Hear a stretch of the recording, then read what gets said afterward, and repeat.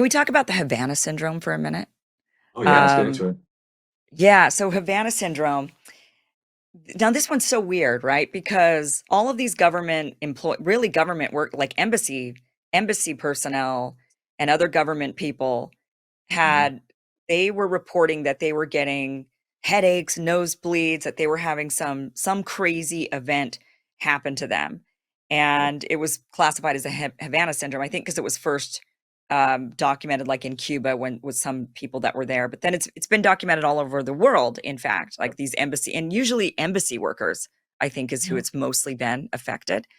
And then the government came out and said we investigated, and there's nothing. Like it was, Mhm. what was it that they came out and said? And then and it was crazy because like for me myself, I thought, well, of course something's going on. It's real because these people are getting nosebleeds, headaches. Mhm. It's happening to too many people, and these are these people aren't connected to each other, so clearly something's actually happening to them.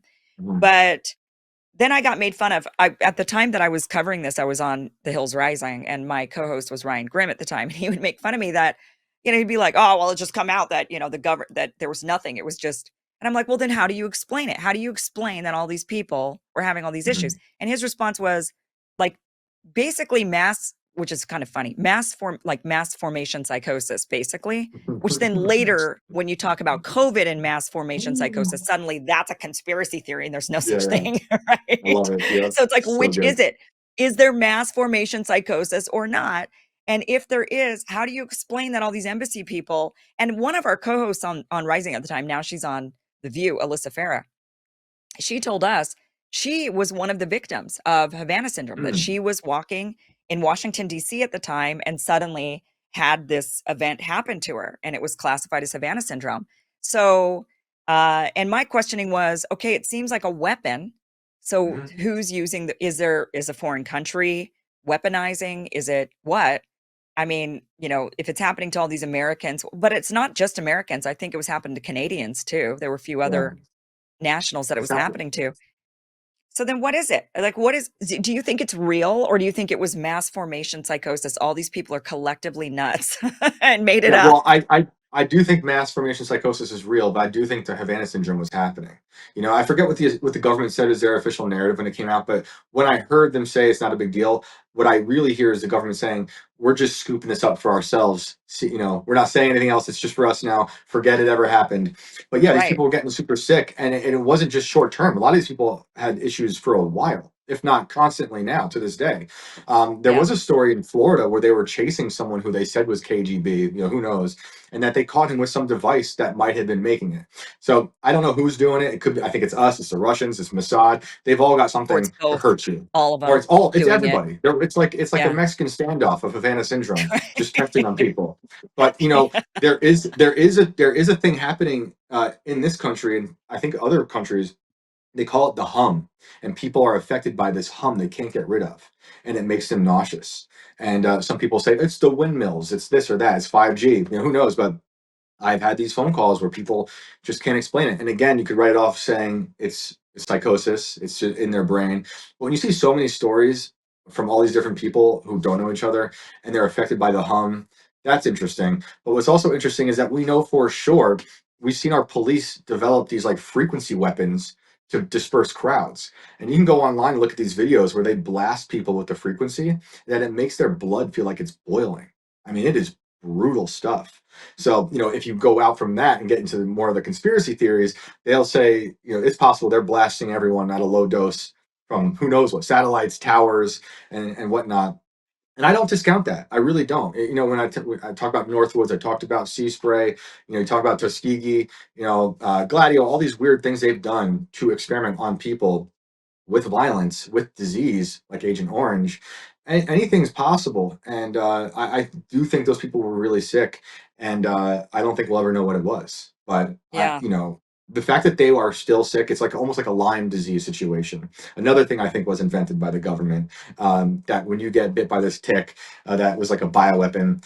That's no joke. And I've had it, whatever it is, and that was the sickest I'd ever been. And there's people who have it forever, and it could make you lose your mind if you don't get it treated Right. with whatever they give you. It's scary stuff. So yeah, I think it's out there, and they're blasting it. probably all the time.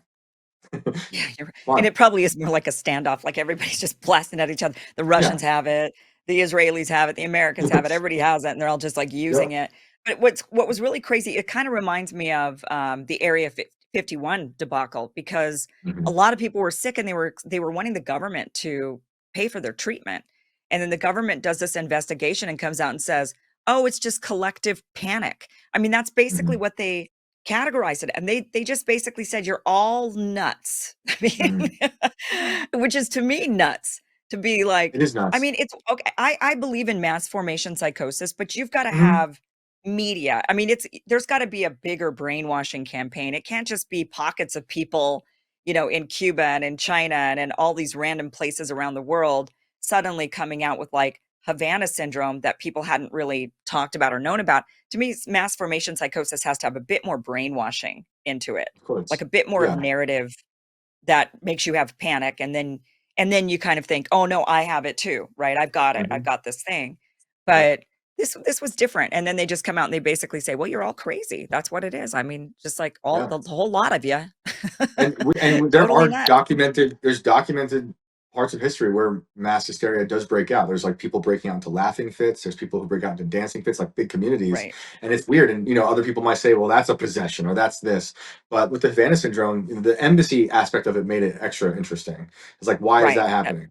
Are we doing it to our own people to then blame it on the place they're at for whatever, who knows what, or is it them testing on us, for their own, who knows, deal they're doing behind the scenes? But it's really scary to think about being blasted by this invisible thing that could make you Right. that sick. That part is terrifying, and but that's why the government loves that kind of thing. Oh, it's dangerous and it's invisible. We love it. Right. And maybe it wasn't the US government. I mean, maybe it was kind of an outside government, but the US government would have every reason to wanna cover that up. Mhm. They wouldn't want Mhm. people to know that another government has a weapon that's actually bigger and better than or and crazier than what we have. Or, Right. Yeah. or they're wanting to reverse engineer it. They're like, "We don't want Yeah. people to know about this because 'cause we're gonna take it now and we're gonna use it." Yeah. A part of me is just like they all get permission from their governments to be like, yeah, just use it. It's fine. We don't care. See what happens, and we're not going to help them. And because it just happens to such a big frequency with the way we experiment on people, like it never ends. So I don't think they care. Other than if they do, like you're saying, if they do see some technology they want, they'll scoop it up and then they'll stop talking about it, and then they'll call you crazy for pointing it out. Right, and that's always been the play, even with, like, UFO tech, right? Yep. They're like, "You're Yep. just a crazy person. That's what it is. You're Yep. just all nuts." And Yep. it's like, well, maybe they are seeing Meanwhile, things, but maybe they're seeing the government yeah. experimentations. Yep, but they did that for decades, and now it's like here are all of our congressmen doing hearings every Right. 3 months to talk about UFOs, where you get no answers, but we will put them on giant podcasts where they also say nothing for 3 hours, but it sounds cool. Right. Great, I love it. Oh, gosh. How do we win, Shane? How do we win? God, that's my only thing. I got God. That's it. I mean, it's people. It's I believe in God, and that's really the only thing I think we have. But the government has done a really good job and evil of divorcing people from nature and from God, and it seems to be like every generation just sinks lower and lower. Despite the reports I am seeing about the younger crowd believing God more, it just Yeah, seems like people start to buy into the idea that this is all just okay. The government yeah, sucks and it's fine. We all cared about obliterating the deep state, but let's talk about this and that instead. And we're not going to give you these files and that. So, it's upsetting, but we're surrounded by modern luxury, and people are complacent, and it's hard to break those shackles from the modern world. So it is upsetting, but I still have hope, despite all the crazy stuff we talk about. I still have hope for humanity. I have to, as a father. I can't tell my kids that it's a dark world. They right. inherited a crazy world, and it's just how it is. And the best we can do is tell the next generation, this is what we found out, and go do your best with it. Don't give Yeah, up, and don't let them say that you're crazy for calling something out. We learned. I think COVID was a blessing in many ways because we were all able to really see a mask off situation And for Yeah. people who didn't already believe that, for them to see it, that's great. And hopefully we don't forget that. But there are still people who still live in that world, in that bubble where they believe everything science Yeah. tells them and everything the government says and everything the New York Times says. But I do have hope for the future. And I think it's just going to be creating a foundation where we're okay to say the things that we've been told are not okay to say. I agree. I have hope too, because I do think that the pendulum swings. When it goes too far in one direction, people have a tendency to pull it back. How Hmm. we pull it back, it could be dangerous. It could end up with war pulling it back, revolutions that pull it back, or it could just be cultural change that pulls things Hmm. back.